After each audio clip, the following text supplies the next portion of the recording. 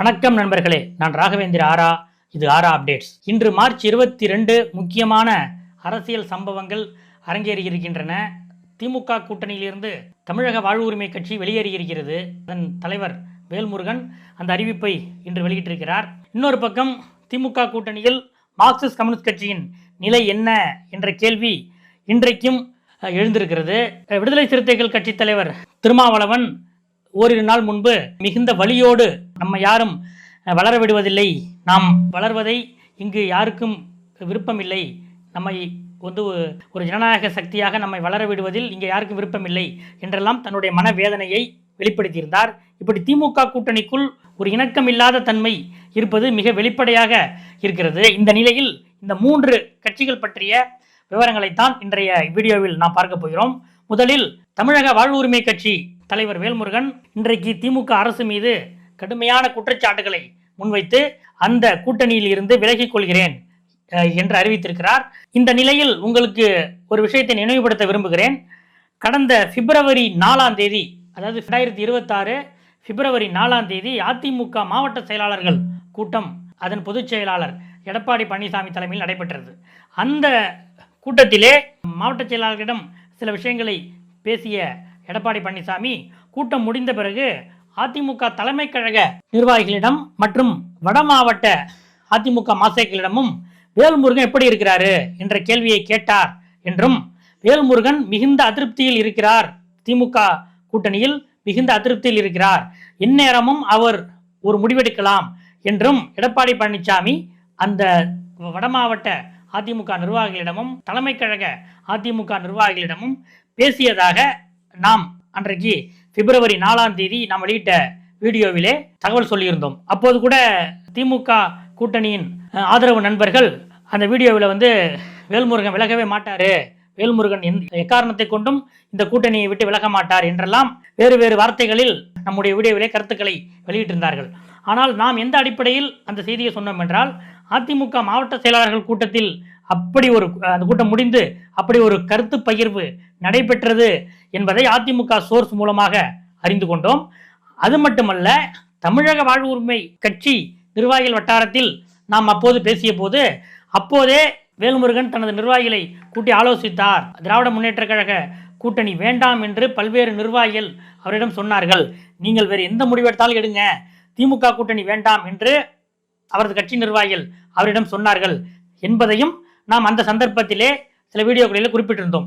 இப்படிப்பட்ட நிலையில்தான் சரியாக பிப்ரவரி 4, இன்னைக்கு மார்ச் 22, கிட்டத்தட்ட 1.5 மாதம் இந்த இடைவெளியிலே வேல்முருகன் அந்த முடிவை அறிவித்திருக்கிறார். அதில் அவர் என்ன சொல்லியிருக்காருன்னா, தேர்தல் கூட்டணி விஷயத்திலும் அதிகாரிகளுடைய ஆதிக்கம் இருக்கிறது என்ற ஒரு குற்றச்சாட்டையும் வைத்திருக்கிறார். திமுக ஒரு பெரியண்ணன் மனப்பான்மையோடு செயல்படுகிறது என்றும் குற்றம் சாட்டியிருக்கிறார். இப்படிப்பட்ட நிலையில் அவர் அடுத்து என்ன, அவர் கூட விலகிட்டாரு என்பது இன்னைக்கு ஃபுல்லா மீடியாவில் வந்துச்சு. அவர் அடுத்து என்ன செய்ய போகிறார் என்பதுதான் முக்கியமான விஷயம். ஏற்கனவே வேல்முருகன் நடத்திய ஆலோசனையில் அந்த கட்சி நிர்வாகிகள் என்ன சொன்னார்கள் என்றால், அண்ணா நம்ம இப்போ காங்கிரஸ் இருக்கிற கூட்டணியில தான் இது வரைக்கும் இருந்துகிட்டு இருக்கோம். அதாவது திமுக கூட்டணியில் இருந்த போது, திமுக கூட்டணியில் காங்கிரஸ் இருக்கு, ஈழத் தமிழர்களை அழித்து ஒழித்த கட்சி காங்கிரஸ் தான் என்பது உலகுக்கே அனைவருக்கும் தெரிந்த விஷயம். அந்த கட்சி இருக்கிற கூட்டணியில் நாம் இருக்கிறோம். காங்கிரஸ் கட்சியுடைய கூட்டங்களில், காங்கிரஸ் கட்சி மேடையேறும் கூட்டங்களில் நாம் ஏறுவதில்லை, காங்கிரஸ் கட்சிக்காக நாம் பிரச்சாரம் செய்யவில்லை, ஆனால் அந்த கூட்டணியில் இருக்கிறோம். அதே போல அந்த பக்கம் அதிமுக கூட்டணியில் தானே பாஜக இருக்கிறது, அதிமுக தலைமையில் தானே அந்த கூட்டணி இருக்கிறது, பாஜக தலைமையில் அந்த கூட்டணி இல்லையே. அதனால நம்ம அதிமுக கூட்டணியை, தேர்தல் என்பது எந்த அணியில் வெற்றி வாய்ப்பு இருக்கிறதோ அந்த அணிக்கு செல்வதுதான் உசிதமாக இருக்கும். அதனால அதிமுக அணிக்கு சென்றால் என்ன என்ற கேள்வியை கூட சில நிர்வாகிகள் வேல்முருகனிடம் 1 மாதம் முன்பே எழுப்பியிருக்கிறார்கள். அப்போது நாம் பொறுத்திருந்து முடிவெடுப்போம் என்று அன்றைக்கு சொன்னார். இன்றைக்கு செய்தியாளர் சந்திப்பில் என்டிஏ கூட்டணியில் இடம்பெற மாட்டோம் என்று தெளிவாக சொல்லியிருக்கிறார். இருந்த போதும் அதிமுக வடமாவட்ட நிர்வாகிகளும், ஏன் டாக்டர் அன்புமணி ராமதாஸ் அவர்களும் கூட வேல்முருகனை தொடர்பு கொள்ள வாய்ப்புகள் இருக்கின்றன என்று கூறுகிறார்கள். இன்று இந்த பிரஸ் மீட் முடிந்த பிறகு வேல்முருகன் தரப்பில் டாக்டர் அன்புமணி உங்களை தொடர்பு கொண்டாரா என்று நாம் விசாரித்தோம். அன்புமணி அவர்கள் வேல்முருகன் அண்ணனிடம் அவ்வப்போது பேசுவார். கடைசியாக அவர் பேசியது அவருடைய அப்பா டாக்டர் ராமதாஸ் அவர்களுக்கும் அவருக்கும் இடையிலான விரிசல் ஏற்பட்ட போது சில மாதங்களுக்கு முன்பு ஏற்பட்டதல்வா, அந்த விரிசலின் போதுதான் வேல்முருகனிடம் ரொம்ப நீண்ட நேரம் மனம் விட்டு பேசிக் கொண்டிருந்தார். அதற்கு பிறகு இப்போது வரை அன்புமணி வேல்முருகன் அண்ணனிடம் பேசவில்லை என்று வேல்முருகனுக்கு நெருக்கமானவர்கள் இன்று மதியம் தெரிவித்தனர். அதே நேரம் அதிமுகவின் வட மாவட்ட நிர்வாகிகள் சி.வி. சண்முகமாக இருக்கட்டும், MC சம்பத்தாக இருக்கட்டும், இன்னும் சிலர் இப்படிப்பட்டவர்கள் வேல்முருகனை அணுக முயற்சித்துக் கொண்டிருக்கிறார்கள் என்றும் ஒரு தகவல் கிடைக்கிறது. அவர் என்டிஏ கூட்டணியில் இருக்க மாட்டேன் என்று மிக தெளிவாக சொல்லிவிட்டார். சில கோரிக்கைகளை எல்லாம் அவர் வைத்திருக்கிறார். ஒருவேளை அந்த கோரிக்கைகளை அதிமுக ஏற்றுக்கொண்டால் நாங்கள் இதை செய்கிறோம் என்று சொன்னால் என்ன செய்வது என்பதும் ஒரு கேள்வியாகத்தான் இருக்கிறது. அதே நேரம் ஏற்கனவே அவர் தன்னுடைய கட்சி நிர்வாகிகளிடம் விருப்ப மனு வாங்கியிருக்கிறார். அதற்கான நேர்காணலில் நடத்தியிருக்கிறார். அதனால தனித்து போட்டி என்பதும் அவருடைய ஒரு ஆப்ஷன்களில் ஒன்றாக இருக்கிறது. ஆனால் நிர்வாகிகள் ஆனால் தனித்து போட்டிட்டா முடிவு என்ன ஆகும் அப்படிங்கிறது நமக்கே தெரியும். அதனால இன்னும் கொஞ்சம் தீர ஆலோசித்து முடிவெடுங்கள் என்று அவரிடம் பேசியிருப்பதாக தமிழக வாழ்வுரிமை கட்சி வட்டாரங்கள் கூறுகின்றன. இது ஒரு பக்கம். இன்னொரு பக்கம் மார்க்சிஸ்ட் கம்யூனிஸ்ட் கட்சி நேற்று மார்ச் 21 இரவு 12 மணி வரை அதனுடைய மாநில குழு கூட்டத்தை நடத்தியது. அந்த கூட்டத்திலே 81 உறுப்பினர்கள் மாநில குழுவில் 80 உறுப்பினர்கள் அந்த கூட்டத்தில் கலந்து கொண்டார்கள். அகில இந்திய செயலாளர் பேபியும் கலந்து கொண்டார். CPMக்கு 5 சீட்டுகள் தான் என்பதில் திமுக திட்டவட்டமாக சொல்லிவிட்டது. இந்த நிலையில் 2021 நாம் 6 பெற்றோம், இப்போது 5 என்கிறார்கள். அதற்கு ஒத்துக்கொள்ளலாமா வேண்டாமா, 6 என்பதாவது நமக்கு வேண்டாமா என்ற விஷயங்களை முன்வைத்துதான் நேற்று மாநில குழு கூட்டம் நடந்தது.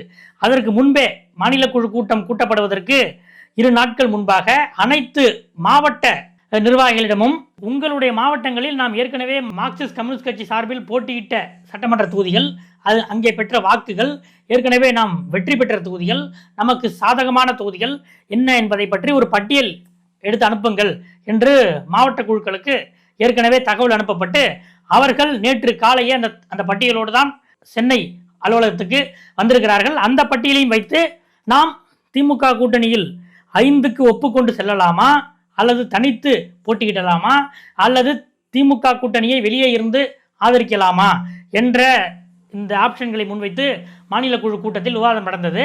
80 பேரில் பெரும்பாலானோர் தங்கள் கருத்துக்களை எடுத்து வைத்திருக்கிறார்கள் இரவு 12 மணி வரை.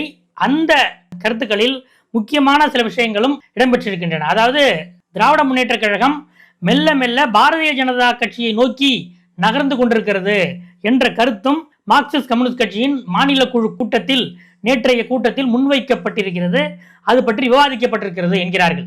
ஏனென்றால் அடுத்து ஒருவேளை திமுக ஆட்சி அமையும் பட்சத்தில் அவர்கள் மத்திய அரசோடு மிக மிக முழுமையான இணக்கத்துக்கு சென்று விடுவார்கள்.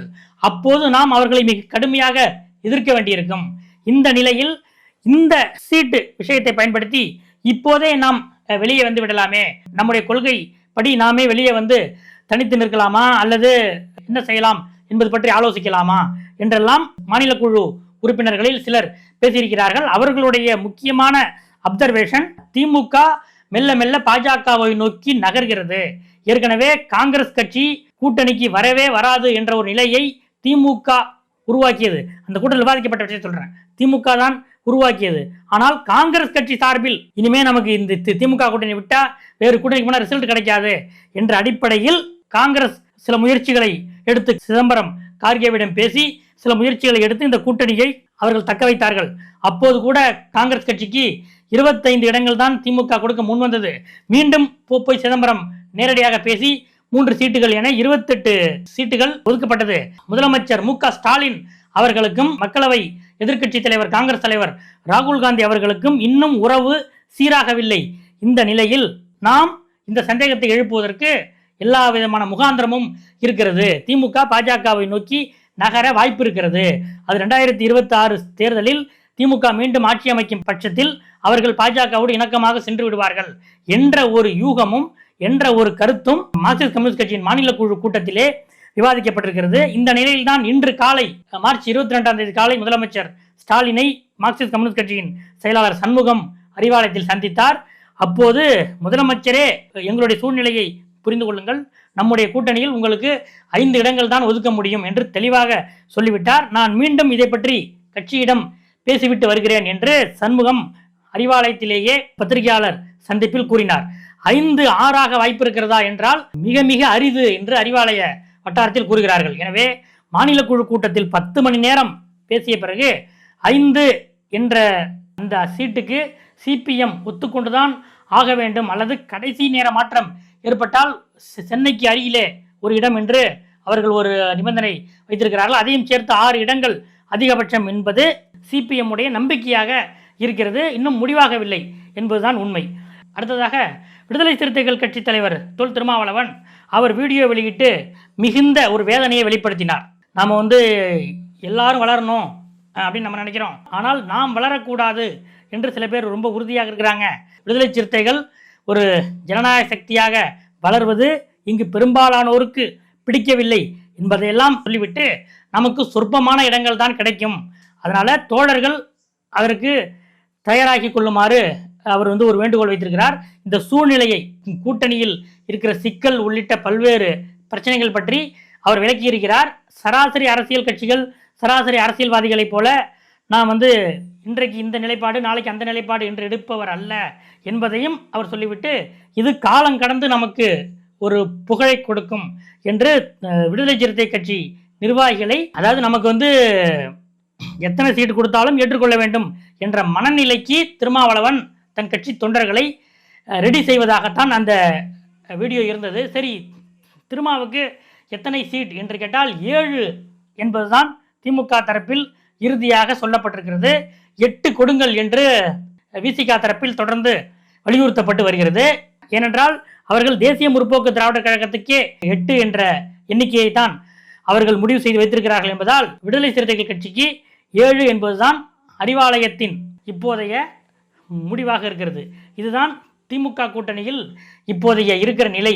ஓவராலாக பார்த்தா காங்கிரஸில் ஆரம்பித்து இடதுசாரிகள், விடுதலை சிறுத்தைகள் என 3 முக்கியமான கட்சிகளும் திமுகவுக்கு கடந்த 10 வருடங்களாக தோழமையாக இருக்கிற இந்த 3 முக்கிய கட்சிகளும் மன வலியோடு, மனக்கசப்போடு தான் இந்த கூட்டணி ஒப்பந்தத்தை மேற்கொள்கின்றன என்பது முக்கியமான அம்சமாக இருக்கிறது. இந்த மனப்பான்மை, இந்த வலி, இந்த வேதனை களத்தில் நீடிக்குமா, அல்லது எல்லாரும் சேர்ந்து தேர்தல் திருவிழாவில் களம் இறங்கும் போது அது காணாமல் போகுமா என்பதெல்லாம் அடுத்தடுத்த வாரங்கள் தான் நமக்கு சொல்லும். அடுத்தடுத்த அப்டேட்டுகளோடு உங்களை இன்னொரு வீடியோவில் சந்திக்கிறேன். நன்றி.